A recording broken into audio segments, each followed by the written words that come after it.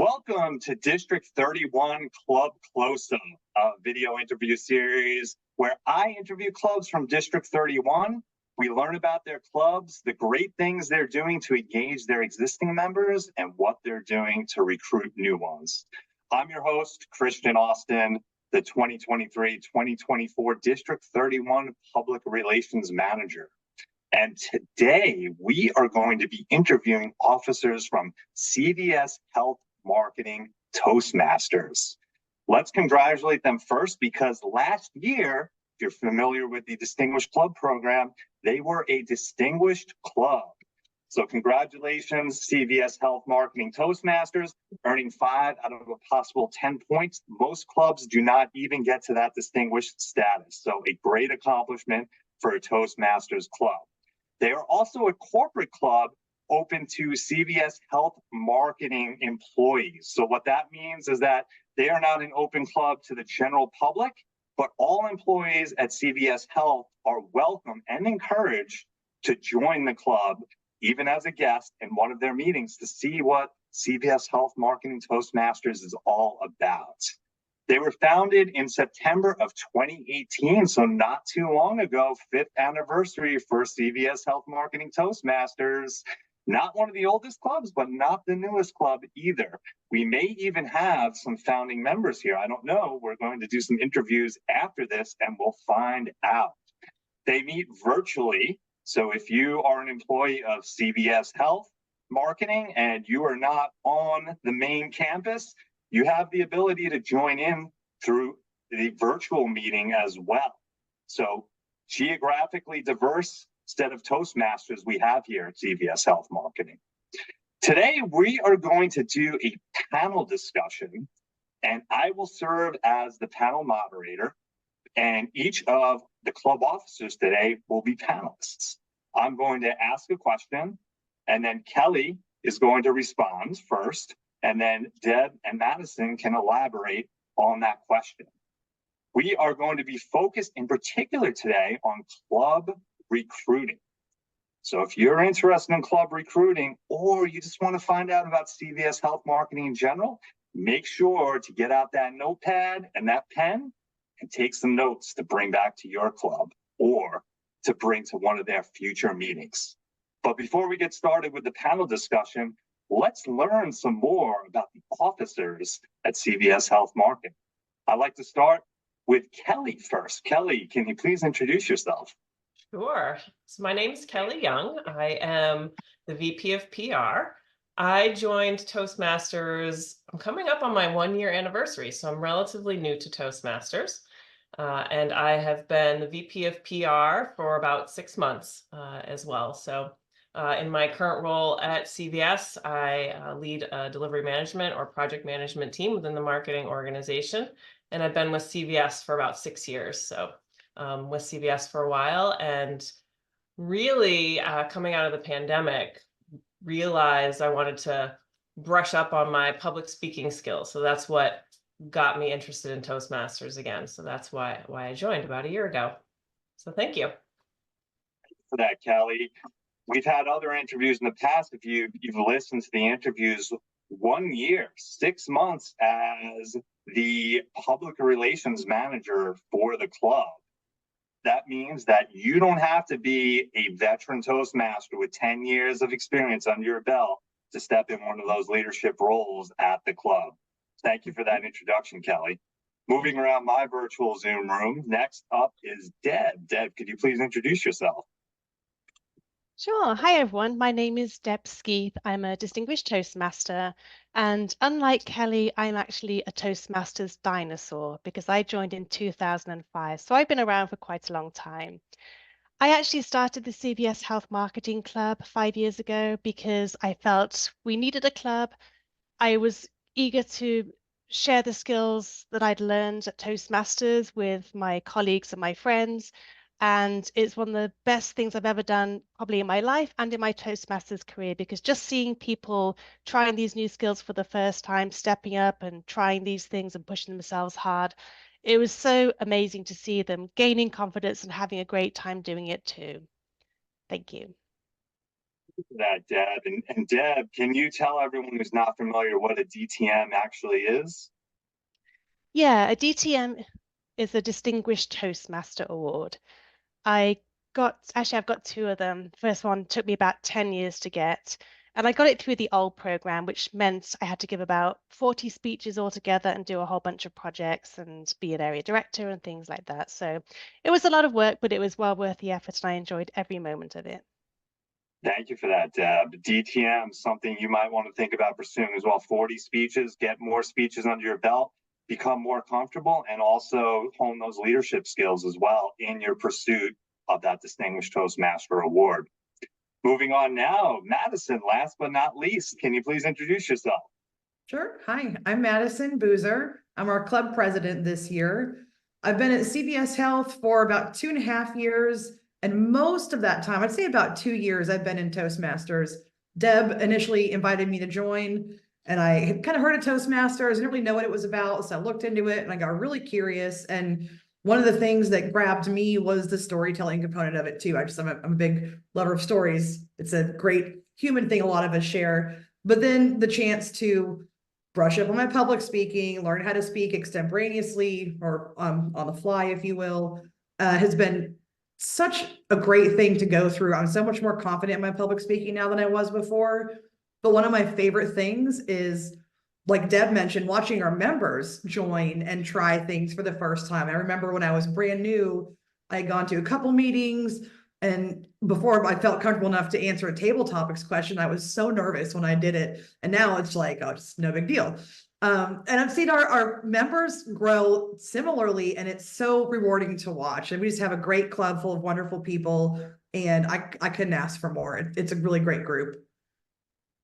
Thank you for that, Madison. And part of the payback of what the club did for you is helping those members and watching them, as you said, grow, being one of that favorite part of the meeting. I think we all remember that first time that we got up to the lectern to do that table topics. And we may not have been all that comfortable doing it, but as you said, after some experience, it's really not that bad anymore. And you see those new members grow and become more comfortable each time they get up to that lectern, a very rewarding experience. Thanks for sharing that, Madison. Yeah. We'll start now. I would like to ask all of you a general question about the club. And that is, how would you describe the club to somebody not familiar with it? And if you did have a motto, what would that motto be? I'll start. We don't have a motto yet. It's something we're kicking around, and maybe Deb or Madison will share what they're thinking. I'm not really a creative writer, so I'm not going to share that. But if I were to describe our club, I would say we are a fun, friendly, and very welcoming group. We have guests all the time, and we're always, welcoming and open to anybody coming and joining. We're also very encouraging towards one another, and we really provide that safe space for people to come and just try new things, be uncomfortable. We talk a lot about being uncomfortable, being comfortable with being uncomfortable, and that's kind of how I describe our group, is just a really welcoming and open place to come and practice. You, Kelly. Yeah, Madison, Deb? I agree with that. And I would like to add that we have some members that are truly hilarious, and we laugh a lot in our meetings. And like Kelly said, we're a totally safe space to come and learn and get comfortable being uncomfortable, make mistakes, goof up. It's fine. We all do. We get through it. It's no big deal. And that's how you learn, right? One of the ways that you learn through practicing and making mistakes and getting feedback. And we're gentle with the feedback, but we give good actionable feedback too that help our members grow. We just have the best people in this club, and the meetings are always a ton of fun. It's like therapy, we like to say sometimes. I completely agree with everything that Kelly and Madison said. And I would just add that, as well as being friendly, I would say we're just genuine, authentic, and very warm. So, for example, when we have guests, everyone will jump in to greet the guests and make sure they're comfortable and ask about them. And that way the guest just gets really familiar with the people before the meeting even starts, which means there's a higher chance of success. And we're not just doing it because we're trying to convert somebody or assimilate somebody into our group. It's because we really do care, and we just want everyone else to have the same level of fun and enjoyment and learning that we do as well. Thank you, Deb. That fun factor, I've heard that several times. We talk about that in my clubs as well. The members are having fun, as you mentioned, doing a lot of laughing. Some people are really funny. People enjoy that and they want to come back to the meeting, that authenticity as well. They know that you actually care about them growing as a Toastmaster member. You're not just trying to check off a new member and get that member count up. It's a club that actually cares about people's goals, as we talked about in the introduction, of being rewarded by seeing those new members grow in their speech roles. I'd like to move into talking about club recruiting. Membership is very important, as we just talked about, getting those new members into the club, getting them comfortable and getting them to come back to the meetings time after time and eventually become members. The club has recruited 8 new members to the Toastmasters Club in these past 18 to 24 months. So I'd like to know, what are you doing to market for members, and how do you convert them to members? Yeah, sure. We do a few things to do marketing and to help get additional members. So probably about 18 months or so ago, when we got a really great push in new members, Madison, our club president, gave a wonderful speech at our department meetings. We have about 460 or so people in our marketing department. So she got up in front of those people and really not only promoted what Toastmasters was and what it meant, but also showcased the skills that one would get from joining Toastmasters. I think it took a lot of guts and courage to do that. And she did so wonderful when she did that. So really getting up there to promote and showcase. We also had our chief marketing officer in that meeting and in subsequent meetings really plug the club as well. So it's really great to have leadership behind our club. And we really try to nurture those leadership relationships that we have. We have my boss, the VP of our marketing operations. We built a relationship with him. He offered to really fund all of our memberships, which is great. So really building relationships with our leadership team around what the club is, and they can go out and promote it to their teams as well. We also do a lot of word of mouth. I do a ton of that myself. I've joined a year ago, like I said, and the growth I've seen in myself from just, month to month and being involved in the club has really made me want to go out and just talk to everybody about it. So I have a team of about 25 people. Probably every other month, I'm saying how awesome the club is. Please come and join. We're great. So definitely word of mouth is one of the big levers we pull to market towards people. And then just having different team members do guest appearances in other team meetings throughout the organization to promote and showcase the skills of Toastmasters. We also do some really great themed meetings, which I'm going to let Madison tell you guys a little bit about. Thank you, Kelly. The fun fact, that speech I gave at the marketing department meeting was my very first speech that I gave. It was a ton of fun, but I still remember the butterflies. But after that, it's like, I feel like I can do anything. Like it's all easy from there. So on the themed meetings, we'll do a handful of meetings throughout the year. They're typically around holidays or seasonal. We do a Yankee swap, which is something Deb introduced me to. And because we're virtual, what we do is people who want to participate can bring a wrapped present. And we do it kind of table topic style, where one person will hold up the present. No, everyone holds up the present. Someone picks someone whose present they're holding up. They unwrap that present, and the person has to speak to what the gift is. So it's a way to kind of tie a faux gift giving into a seasonal fun table topics thing. And there's an element of the big reveal as they unwrap the present. And it's so much fun. We just did our St. Patrick's Day themed meeting, a Halloween meeting, but those are things we do every year. And they're kind of benchmarks where people know what to look forward to those at this point, which helps us create interest and momentum throughout the year. And we are planning our very first ever backwards meeting. I am so excited. It will not be perfect, and that's okay. It will be a riot though. I know that for sure. So that's coming up, and we'll promote them we'll have on theme invites we'll send out through Outlook. We'll do banners. I think Kelly's posted some around the office and she's in person to drum up some interest. And of course, the meetings themselves are on whatever theme we're focusing on. And it also gives us a reason to gather with our colleagues and celebrate, but the Toastmasters way, which is a nice touch and an excuse to get together a few times a year with people who are not our usual attendees. We can pull in more guests that way. And for the most part, the people who fill roles will stick to the theme. One exception might be a prepared speech if it was planned before the themed meeting was planned on that same date. And that's fine, because the goal really is to just get together and have fun. We're not too strict with things. And we just want to have fun and celebrate Toastmasters way. And it's been pretty effective at drumming up interest and gaining some new members that way too. Yeah. And to convert people to members. So our president, Madison, at the beginning of each session where we have guests, she will speak directly to them, welcome them. And at the end of the session, she'll also go back and say, thank you for joining. We do have a VP of membership as well. He will do follow-ups with our guests. So he'll email them, see if they have any questions. If there's a little bit of back and forth, he can tell whether they're interested. If they seem interested, he'll ask them about joining. But he's not, we're not pushy in any way. We kind of just let the club and the experience do the talking for us from the conversion point of view.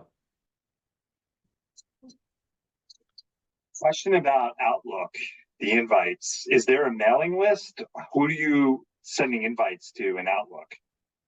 Yeah, we have our member list, of course, but then anybody who's shown interest in the past, we keep on a guest list.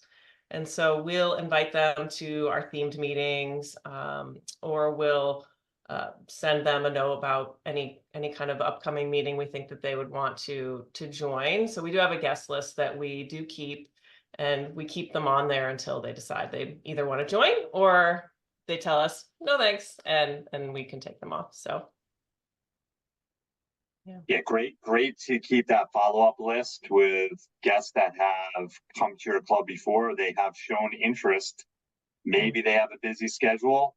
Follow up and make sure that they know when that next meeting, as you said, it's not a hard sell here. We're not trying to convert you if you don't want to come to the meeting, but at least send out that gentle reminder so that in their busy schedule, they know when the next meeting is and it doesn't get lost in their calendar. Yeah, We do have several people that join as guests, like more than just once. So it's like, it takes a little bit of, let me come and see it a few times, and then we'll go in for the knockout punch. And we actually, sorry, just want to say we actually have a couple of perpetual guests who will come faithfully to our Halloween, our St. Patrick's Day open houses, and no other meeting, but they just really love those meetings so much that they come every year. And it really is a joy and a pleasure to have them come back year after year. The other thing about that is, even if they're not members, if they love the meetings, they're going to talk to other people about how fun that meeting was. Why don't you go join it as well? And their word of mouth, as you mentioned, being a good marketing method in itself, may bring other people in who do become members. So keep on getting those guests coming back and enjoying themselves, even if they don't become members. The last thing I want to point out with Madison giving that speech in front of the marketing department, some very good points there that Kelly made about your speech.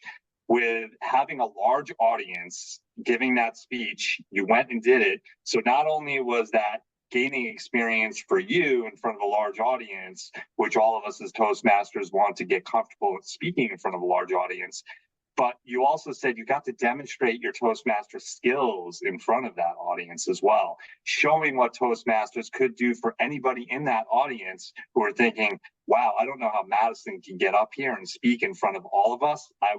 My nerves would get to me. Well, go to the Toastmaster meeting and get over those nerves so you can speak to a large audience like that.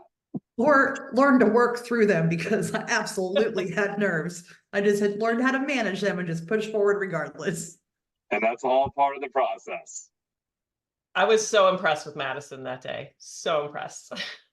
It is quite an accomplishment to talk in front of a large group at the company. in front of people you probably know and a lot of people you don't know either.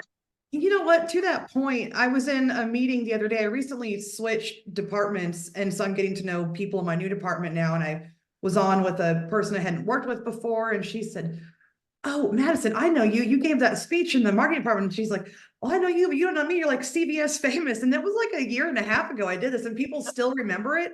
So it must have been impactful because it's still getting brought up to this day. So I'm glad I did a good job, was able to represent the club and the company well, but it was nerve-wracking, but also a ton of fun. Another good point you make, you become well known around the company. That can do nothing but good things for your career. It helped. I want to talk about some tips and best practices that you have. We mentioned a lot about recruiting those members. Is there anything that we missed with tips that you could give somebody else who say to themselves, we're just not recruiting the amount of members that we want to recruit, we're not converting? Anything in particular that we didn't cover already that would be a good tip for somebody else?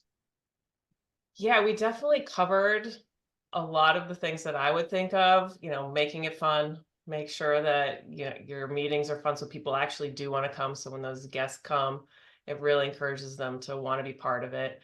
The word of mouth was definitely another tip that I think is huge. You can only there's nothing better than a customer review. So like somebody who's gone through it and then telling people exactly how it's helped them is big. I think a great best practice to use. And then we talked about the guest list and having that guest list, making sure to continue to invite those people to open houses, to your theme meetings, to get them there, to understand what it's about and really see how much fun and how good it can be. Not only fun, but the things you can learn and the skills that you can gain going through that.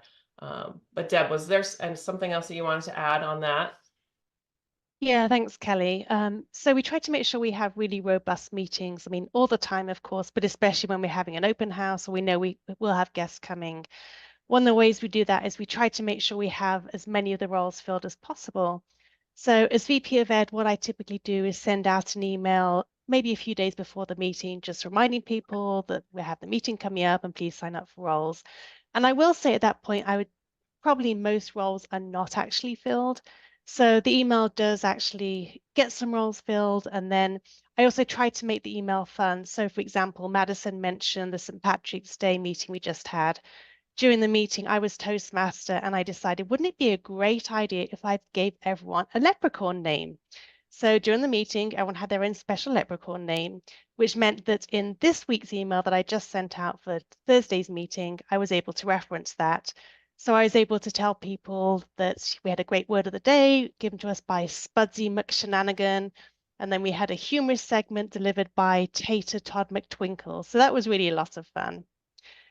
And then if the email doesn't fill the role of getting all the roles filled ahead of time, I will often connect with somebody in person, just one-on-one, like a phone call or a message.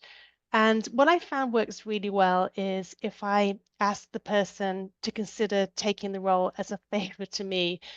So for example, Christian, we're really short of people this week. We're looking for someone to do the table topics. And I think you're really good at doing this. And it would be such a help if you could take this role. I'd really appreciate it if you could take it. Just that personal appeal seems to really go a long way. And I found that works really well for me. Personal appeal, that would resonate with me, absolutely. If you reach out to me personally and ask for a favor, for those who are, I can't get that meeting agenda filled, great tip right there. In addition to the other ones, Deb, too, reporting in a fun way on the previous meeting where people have leprechaun names, that is a clever idea that I have not heard before, which would get my attention when I start reading the meeting minutes, which are not ordinary meeting minutes. People have different names as leprechauns. That would definitely get my attention, make me think about signing up for that next fun meeting where we might have some other names that are not leprechaun names, depending on the theme. Yeah. And I think having all the roles filled ahead of time, if we do have guests that are coming to that meeting, it really shows them like how engaged people are, what a safe space it is for people to come and learn and do what they need to do. And and having people fill those roles that might not have been as comfortable filling them, showing our guests, hey, it's great. If I'm not comfortable, this is a safe space for me to come take a role I never thought I would take and try something new. So it really just promotes to our guests that it really is a safe space for them to come and join. But add to that too, it helps run the meeting smoothly. And I've heard from our members that we run our Toastmasters meetings so smoothly when they go to a meeting that's not Toastmasters and maybe not run as smoothly. They feel like they're spoiled and they're just used to a really well-run meeting. And now they're just, oh, this other meeting was so not well run. I love Toastmasters and how organized we are with our meetings. So there's that too. Another skill people can take away to improve their non-Toastmasters meeting in their professional lives or personal lives, their communities. Those skills back, that meeting management, back to your work meetings as well. As you said, you go to work meetings and you're like, okay, this is an hour meeting. We're at an hour and a half now. What are we doing? Our Toastmaster meeting, we know exactly what we're doing. And I think that is part of the safe space as well. Knowing exactly what's going to happen at different parts of the meeting. People are not guessing if they're going to be called on randomly to do something they have no idea what to do. So having that agenda in place, having those roles filled, as you said, helps create that safe space. We talked a lot about follow-up already, but does the club have a particular follow-up process in place for reaching out to those guests that came to the meeting? As we said, maybe Outlook reminders or anything else that CVS Marketing Toastmasters has for following up with guests? Yeah, I think we touched a lot on most of what we do have. Madison does her welcome greeting at the beginning to all our guests and her thank you at the end to all the guests. The VP of membership then does the reach out afterwards, just gauging any interests, and then helps to sign up anybody who would like to become a member. And we just continue with the guest list and the invites to our open houses and our themed meetings. And like I said, we don't generally chase after our guests. We let the experience that they have win them over and get them to encourage them to join. So we don't have a system beyond get everybody we can into the meetings, show them what we're all about, and do a little bit of follow-up afterwards and continue to word of mouth promote and tell everybody how great it is and all the ways it's helped us with our development. And with the invites, is there any email templates that you use to follow up with guests, or is the VP of membership just customize emails that they send out? Yeah, he doesn't have any kind of template. I think he probably just personalizes it based on who's come and who's joined. If he knows that they've been to a few, he might say, notice you've come to a few. Are there any other questions I can answer? But there's no specific template that he uses. Anything else anyone would like to add about member follow-up and systems? Yeah, I just wanted to mention that something that I think works really well that we do as a club is, say if Madison invited a guest to come to the meeting and then the guest came and they had a great time, and that VP membership would follow up. But I think as well, when Madison connects back with the person she invited, just that personal connection, I think goes a long way too.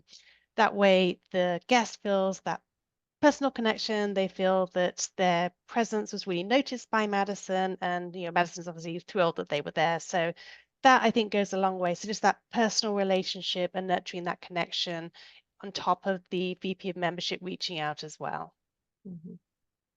Personal connection, as you said, very important. If you're noticed that you came to the meeting, it's not just a general, hey, I think you came to the meeting, why don't you come back again? I invited you, I noticed you were at the meeting, maybe some feedback about what you observed in the meeting, and send that email out nice and personalized. It's that one-on-one connection, creating more of that community feel of the club, that everybody's welcome and everyone has the attention of the members in the club who are eventually going to help them grow as Toastmasters and meet their goals. Exactly. Yes. Yeah. I'd like to ask you one concluding question now. If we haven't already figured it out, why should somebody come visit CVS Health Marketing Toastmasters? I can start, and if Madison and Deb wanna give their piece as well, they can.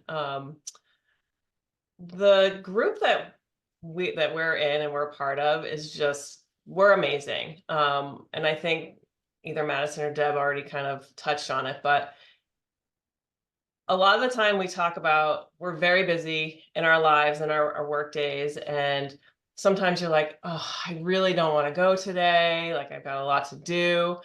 And then when you get there and we are starting to go through the meeting, it really is like therapy. These are our friends, this is our family. It's such a comfortable and friendly space that once you're over, you just feel so like relieved and just so like de-stressed and just in such a better mood for having gone through that with these wonderful people. That's just, I mean, the group that we are in is just so great, and I'd love to have more people join so they can experience it with us. If I can add to that, I would also like to say that I think our club is really good at celebrating. So, for example, we celebrate our members' success, we celebrate when somebody completes a level. We really go all out when someone does an icebreaker speech. We really appreciate that and let them know what a great job the person did. I also think that just in terms of celebrating our members and our meeting and the structure of the meeting. So, for example, we used to meet in person before the pandemic, but we used to clap so hard and really raise the roof when people came up to speak. Honestly, there would be cheers sometimes, and people the other side of the building would know there was a Toastmasters meeting going on because of the noise that we make, because we're having such a great time and we're just so happy and pleased for each other. So I think that's something that we do really well. We really like to celebrate our members and their successes. I would agree to all of that, and also say, just to reemphasize what Kelly said about the members, we can't be a club if we don't have members. Their members make our club who we are, and I could not ask for a better group of people to learn and grow with. And then in addition to that, in my relatively short time in Toastmaster, just about a couple of years, maybe a little more at this point, I have been in situations where I've been asked to speak publicly in my community or for my friends at a memorial service. And those were things that I would have said, absolutely not, no way, you got the wrong person before Toastmasters. And now I have the confidence to do that. So it's not just your professional skills, this boils out in your personal life as well. It can make you a better, more engaged member of your community. And it just astounds me how far reaching these skills go that you learn from Toastmasters. It's been amazing to experience my own personal growth. But again, it goes back to the people, and watching so many people learn these skills and get more confident and be better public speakers is just one of the most rewarding things. And we're a ton of fun. We're just a fun group of people. Ton of fun, as we said before. That's going to keep on getting people to attend the meetings. Before I give my conclusion of what I heard about CVS Health Marketing Toastmasters, would anyone like to say how somebody could join one of your meetings? We meet. Go ahead, Kelly. Go ahead. Oh, well, they could reach out to myself or Madison or Deb. We do have a Toastmasters specific email site that anybody could just email to ask for information. It's CVS Health Marketing Toastmasters at cvshealth.com. So feel free to reach out to that email box. We have a site we can send you to get more information, and we'd be happy to invite you to any meeting as a guest. Perfect, Kelly. And I will make sure at the end of this video, there'll be contact information, the information that Kelly just gave, and then also in the show notes as well. for any employee who wants to join one of the Toastmasters meetings. And believe me, you will want to join. If you've heard this, I don't need to tell you, go attend one of those Toastmaster meetings. What I heard in today's interview about CVS Health Marketing, you're a fun, friendly, and welcoming club by being genuine and authentic. There's lots of laughing during the meetings, encouraging people to try new things because it's a safe space that you create. You have gentle feedback, but there's actionable items in that feedback as well. And when members achieve goals, you celebrate those achievements. Levels, icebreakers, members in general are celebrated for everything they do within the meetings. Be comfortable showcasing your skills. Get in front of that company team, in front of a larger audience. Toastmasters will enable you to do that, improve your career skills, get recognized in the company by being able to get in front of that audience and speak. They'll talk to you about word of mouth marketing. Spread the word around. You may hear one of the employees talking to you about their Toastmasters club, like you just heard today. People enjoy it. It is infectious with the enthusiasm spread around because of the well-run, fun meetings that the club has. They'll connect with you before, during, and after the meeting with a personalized touch. And there's no pressure to join the club. You're just going to want to continue to come back to the meetings. Talking about coming back to the meetings, those special meetings. Join soon. They can have that backwards meeting, talk about fun meetings. Become more comfortable being uncomfortable. And last but not least, during your lunch hour, relieve some stress. Meetings are like therapy. Join the family. CVS Health Marketing, thank you so much, all of you, for joining me for this club close-up interview. I'm wishing you a fantastic 2024 Toastmasters year.